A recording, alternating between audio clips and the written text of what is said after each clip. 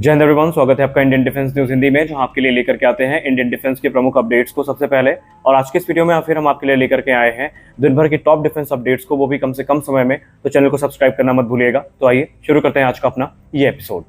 इस समय defence research and development organisation light combat aircraft Tejas की कैपेबिलिटी को एनहांस करने के लिए सारे वो कदम उठा रही है जो कि जरूरी है, और छोटे से छोटे जो पार्ट है उनका निर्माण भारत में ही किए जाने का प्रयास किया जा रहा है। इसी क्रम में डीआरडीओ इस समय ऐसे प्राइवेट इंडियन कंपनीज की तलाश में है जिनके साथ वो एक कोलैबोरेशन को फॉर्म कर सके और भारत में ही लाइट कॉम्बैट एयरक्राफ्ट तेजस के लिए हाइब्रिड ब्रेक पैराशूट सिस्टम को बना सके। दरअसल ब्रेक पैराशूट सिस्टम जो है ये एयरक्राफ्ट की सेफ लैंडिंग को इंश्योर करने में एक महत्वपूर्ण भूमिका अदा करता है, और खासकर ये ऐसे रनवे के लिए ज्यादा इंपॉर्टेंट हो जाता है जहां पर स्पेस कम है और एयरक्राफ्ट को लैंड करना होता है। तो ऐसे में इस प्रकार के जो हाइब्रिड पैराशूट सिस्टम है इनका निर्माण अब भारत में किया जाएगा, और इसमें डीआरडीओ और प्राइवेट कंपनियों की जो सहभागिता है वो काफी महत्वपूर्ण होगी। जैसा कि आप सब जानते हैं कि इंडियन आर्मी के लिए कार्ल गुस्ताव M4 सिस्टम को सिलेक्ट किया गया है, जिसका निर्माण स्वीडिश डिफेंस मैन्युफैक्चरर साब के द्वारा किया जाता है। अब यह भारत के मेक इन इंडिया इनिशिएटिव के लिए एक बड़ा बूस्ट होगा, क्योंकि साब ने यह अनाउंस कर दिया है कि मेक इन इंडिया इनिशिएटिव के अंतर्गत 25 मई 2024 को जो एग्रीमेंट है वो फॉर्म हो चुका है,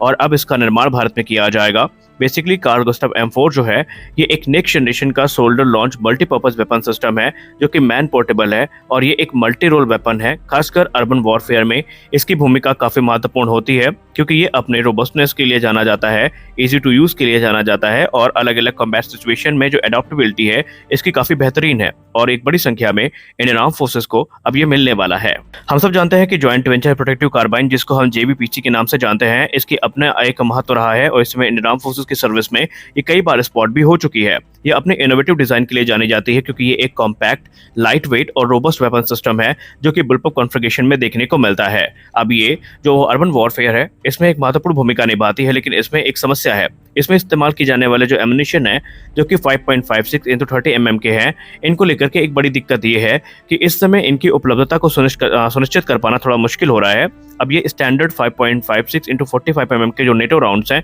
उनसे अलग हैं, और दुनिया के काफी कम देश हैं जिनमें 5.56 × 30 mm के एमुनिशन इस्तेमाल होते हैं। तो ऐसे में लॉजिस्टिकल चैलेंजेस को ये बढ़ा सकती है, इस बात का डर भी है, और यही सारी दिक्कतें इस समय JVPC के भविष्य में प्रश्न चिन्ह उठा रही है। अब यहाँ पर अभी समस्या को टैकल करने का प्रयास किया जा रहा है, लेकिन इसका भविष्य क्या होगा ये हमें अतिशीघ्र पता चल जाएगा। इंडियन एयरफोर्स की स्क्वाड्रन 45, जिसको हम फ्लाइंग डैगर्स के नाम से जानते हैं, जो कि अपने अदम्य साहस और वीरता के लिए जाने जाते हैं, इनकी ख्याति में एक और नया अध्याय जुड़ चुका है, क्योंकि इनको प्रेसिडेंट कलर से नवाजा गया है। और इसी बीच हमारे chief of air staff air chief marshal BR Chaudhary sir ने 25 मई 2024 को स्क्वाड्रन का दौरा किया, और इसके लिए उन्हें बधाइयां भी दी गई। फ्लाइंग डैगर्स की बात करें तो इनका अपना एक बहुत ही महत्वपूर्ण इतिहास रहा है, क्योंकि इन्होंने वेम्पायर जेट से लेकर के फॉर्मिडेबल तेजस एयरक्राफ्ट तक को ऑपरेट किया है, और वर्ष 1965 का युद्ध हो या वर्ष 1971 का युद्ध हो या फिर बालाकोट इंसिडेंट हो, इन सब में इनकी भूमिका काफी अहम रही है, और प्रेसिडेंट कलर से अब इनको नवाजा भी गया है। आने वाले भविष्य में ये लाइट कॉम्बैट एयरक्राफ्ट तेजस मार्क 1 और मार्क 1A को ऑपरेट करेंगी, और हम इनके उज्जवल भविष्य की इसी प्रकार कामना करते हैं। जैसा कि हम सब जानते हैं कि एडवांस मीडियम कॉम्बैट एयरक्राफ्ट भारतीय वायुसेना के लिए कितना महत्व रखता है, और इसके डेवलपमेंट को लगातार हम लोग ट्रैक भी कर रहे हैं, और उसमें बड़ी खुशखबरी तब मिली थी 2023 में, जब इसके लिए फंड्स को अप्रूव किया गया था। लेकिन अब यहाँ पर एक और बड़ी रिपोर्ट सामने निकल के आ रही है, जहां पर एरोनॉटिकल डेवलपमेंट एजेंसी की तरफ से कहा गया है कि वो 4 वर्षों में इसके रोल आउट को एक्सपेक्ट कर रहे हैं, लेकिन अगर सप्लाई चेन इश्यूज होते हैं या कोई और मेजर इश्यूज होते हैं तो हमें यहाँ पर कुछ और महीने की डिले फेस करनी पड़ सकती है। हालांकि उन्होंने कहा है कि AMCA के लिए जो अधिकतर टेक्नोलॉजीज हैं वो या तो विकसित हो चुकी हैं या विकसित की जा रही हैं, लेकिन हम इस चीज को इंश्योर करना चाहते हैं कि ये प्रोग्राम अपने टाइम से ही आगे बढ़ेगा, और इसके प्रोडक्शन के लिए जो टाइमलाइन एस्टिमेट किया गया है उसी के अंतर्गत इसका निर्माण किया जाएगा। आपको बताते चले कि एडवांस मीडियम कॉम्बैट एयरक्राफ्ट की तकरीबन 7 स्क्वाड्रन हमें देखने को मिलेंगी, जिसमें से 2 स्क्वाड्रन AMCA मार्क 1 की होंगी, जबकि जो 5 स्क्वाड्रन है ये AMCA मार्क 2 की होंगी, जो कि स्वदेशी इंजन और बहुत सारे एडवांसमेंट के साथ देखने को मिलेंगी। इनफैक्ट कहा तो ये भी जा रहा है कि इसका एक नॉन स्टेल्थ वेरिएंट भी देखने को मिल सकता है, जो कि एक्सटर्नल हार्ड पॉइंट्स के साथ में होगा, जो कि मल्टी रोल कैपेबिलिटी के लिए जाना जाएगा। हमारी अगली बड़ी अपडेट लाइट कॉम्बैट हेलीकॉप्टर प्रचंड को लेकर के आ रही है। जैसा कि हम सब काफी बेसब्री से इंतजार कर रहे हैं लाइट कॉम्बैट हेलीकॉप्टर प्रचंड के एक बड़े ऑर्डर का, जो कि तकरीबन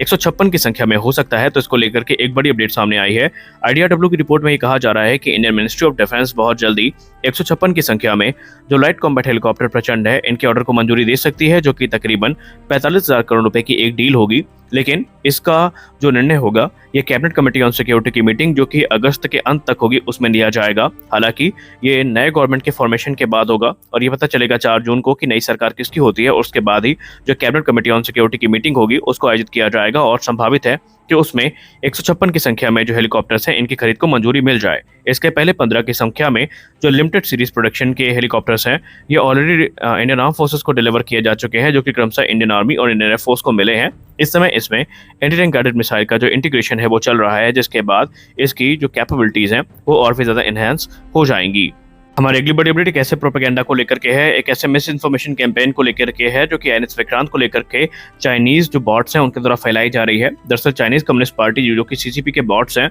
वो इस समय आईएनएस विक्रांत के एक ऐसे वीडियो का पर्टिकुलर सेक्शन ट्रिम करके सर्कुलेट कर रहे हैं जहां पर वो ये साबित करना चाहते हैं कि आईएनएस विक्रांत काफी अनस्टेबल एयरक्राफ्ट कैरियर है और इसमें स्टेबिलिटी कंट्रोल इश्यूज हैं, जबकि ऐसा बिल्कुल भी नहीं है। आईएनएस विक्रांत ने अपने सभी जो ट्रायल्स हैं उनको कंप्लीट कर लिया है और ये इंडियन नेवी की सर्विस में है। गौर करने वाली बात एक ये है कि आप सब ने अक्सर देखा होगा कि जो चाइनीज बॉट्स हैं या उनके जो कह सकते हैं फुटकर हैं वो भारत में इस प्रकार की मिस इन्फॉर्मेशन को फैलाते रहते हैं और उन्हें हमें इग्नोर करना चाहिए। तो आज के इस वीडियो में बस इतना ही, मिलते हैं अगले वीडियो में कुछ और अपडेट्स के साथ। अगर वीडियो अच्छी लगती है तो वीडियो को लाइक करना मत भूलिएगा, नए हैं तो चैनल को सब्सक्राइब करना मत भूलिएगा, क्योंकि हम आपके लिए संक्षिप्त रूप में इस प्रकार के अपडेट्स को अब लेकर के आते रहेंगे।